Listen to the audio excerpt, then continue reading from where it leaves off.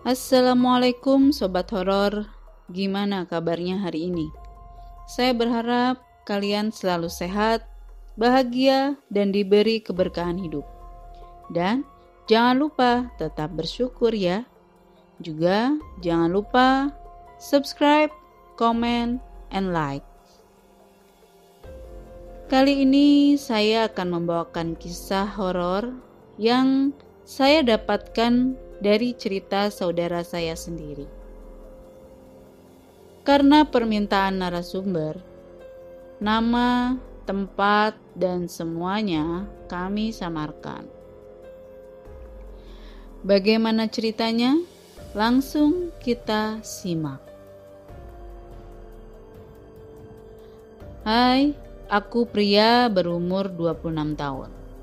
Aku berasal dari sebuah dusun yang sangat jauh dari kota. Butuh waktu 2 jam lebih untuk sampai ke kota. Kampungku ini berada di bawah kaki gunung. Kampungku ini juga belum terjangkau sinyal. Jika kita ingin menuju ke sana, banyak melewati hutan, sawah, sungai, jalanan yang rusak. Memang jika siang hari, pemandangan di sana sangat indah. Tapi bayangkan jika malam hari, tidak ada lampu jalan atau penerangan apapun. Sangat gelap. Aku bekerja di salah satu perusahaan di kota. Karena waktu perjalanan dan medan menuju dusunku itu sangat lumayan jauh. Hingga aku memutuskan untuk kos di dekat kantorku.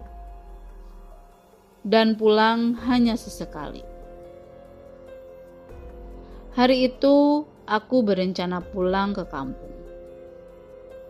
Hari Jumat sepulang kerja, aku mengambil dulu beberapa barang ke kosan dan membeli sedikit oleh-oleh untuk keluarga di kampung.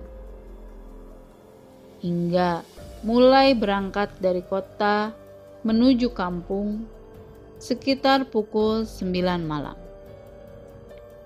Aku pikir aku sudah biasa pulang malam dan tidak ada apa-apa. Selama perjalanan menggunakan motor matic lamaku, semua baik-baik saja. Dan gak terasa, sudah hampir 2 jam di perjalanan. Itu artinya kurang lebih jam 11 malam. Dan sudah mau sampai. Dan artinya juga aku sedang memasuki jalanan yang sangat gelap dan sepi. Hanya lampu dari motorku saja, yang itu pun sudah tidak terlalu terang karena termakan usia. Tiba-tiba ketika aku berjalan melewati di antara sawah dan hutan, motorku mendadak mati. Aku hanya menggerutu kesal. Kenapa sih ini motor? Ada-ada aja. Sambil mencoba menstarter berkali-kali, tetap tidak bisa. Ketika aku sedang sibuk mencoba melihat kenapa mesin motorku, tiba-tiba dari sudut mataku, aku melihat beberapa meter di belakangku. Ada sosok yang tidak terlalu terlihat jelas, seperti siluet, karena terlalu gelap, sedang berdiri di sisi jalan sebelah sawah. Beberapa detik aku terus memperjelas siapa itu. Seperti sosok bapak-bapak, tapi sangat gelap. Dan tidak lama dia bergerak, berjalan, menyeberangi jalan tanpa menoleh ke arahku sedikit pun. Pandangan wajahnya lurus ke depan dan langsung terus masuk ke dalam hutan. Aku penasaran Tapi rasa takut yang tiba-tiba datang mengalahkan rasa penasaranku. Tiba-tiba bulu kuduku merinding semua.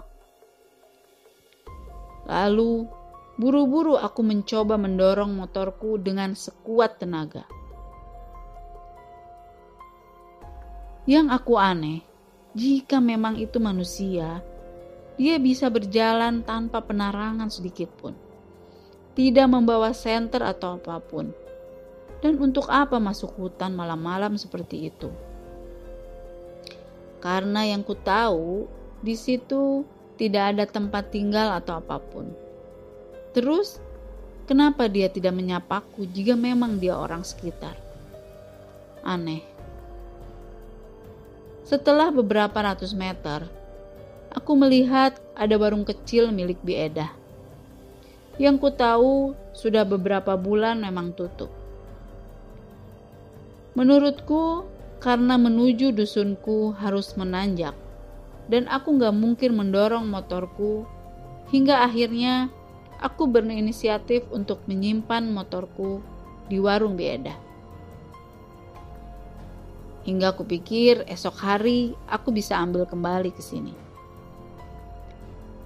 Setelah aku selesai mengunci dan mengamankan motorku di warung Bi Edah itu, aku mulai berjalan, menyusuri jalanan yang sepi. Aku takut, tapi harus aku paksakan, hingga sampai rumah dengan selamat. Angin semilir membuat daun-daun dan pohon bambu berdesit bersuara. Suara jangkrik menemani langkah kakiku.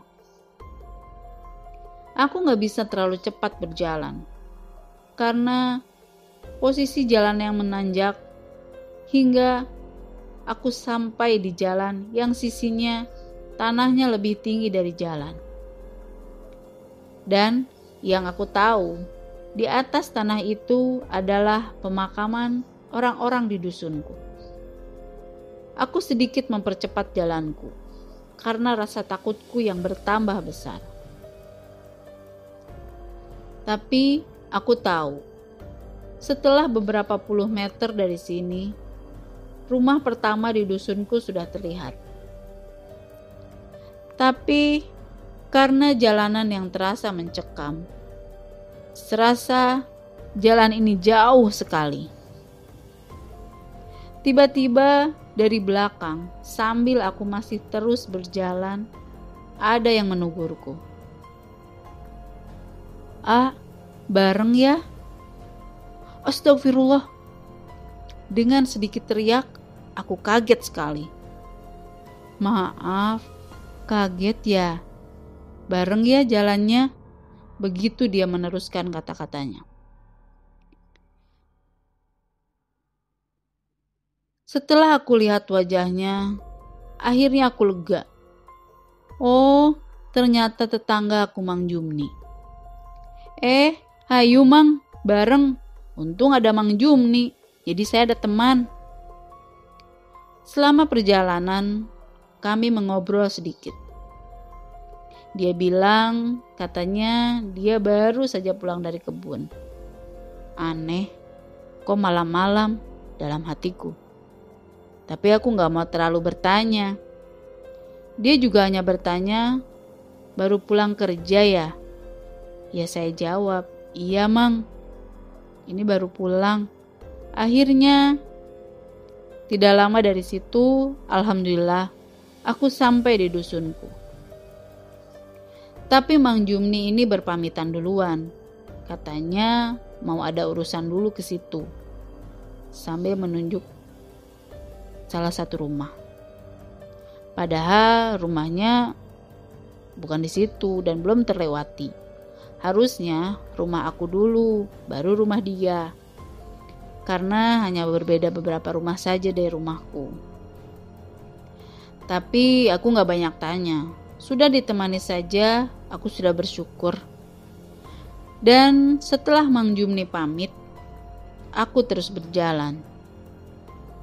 dan sudah beberapa langkah aku menoleh. Tapi aku sudah tidak melihat lagi Mang Jumni. Menurutku cepat sekali, tapi aku tidak terlalu memikirkan.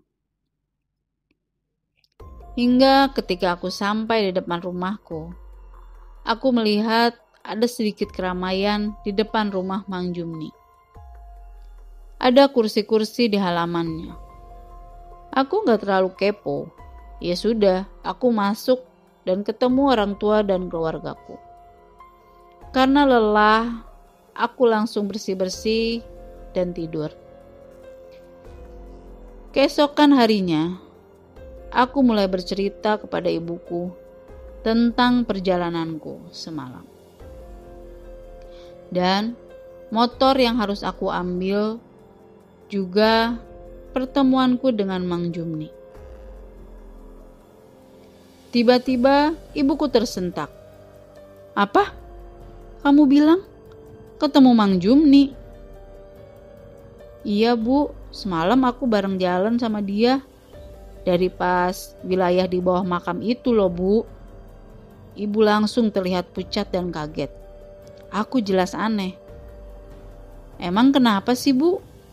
Oh iya, di rumah Mang Jumni ada acara apa sih Bu?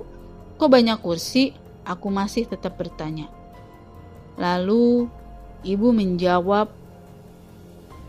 dengan sedikit bergetar. Nak, Mang Jumni teh udah meninggal kemarin. Innalillahi wa inna ilaihi. Sontak kaget setengah mati. Yang bener Bu? Iya, mendadak banget. Cuma ketika pulang dari kebun, katanya pusing. Terus gak lama meninggal. Aku benar-benar kaget luar biasa. Berarti yang semalam itu... Oke, terima kasih buat kisahnya dari saudaraku yang gak mau disebutkan namanya. Berarti yang ketemu itu ya entah apa ya, mungkin korinnya atau apa. Yang pasti semoga Mang Jumni diberikan tempat yang terbaik. Amin. Dan terima kasih juga buat sobat horor semua. Tunggu kisah-kisah horor selanjutnya. Tetap selalu jaga kesehatan buat kalian yang masih harus bekerja dan bahkan sampai harus pulang larut malam. Semangat terus karena kalian luar biasa. Sampai ketemu lagi di cerita horor selanjutnya. Tetap di podcast horor tengah malam. Wassalamualaikum warahmatullahi wabarakatuh.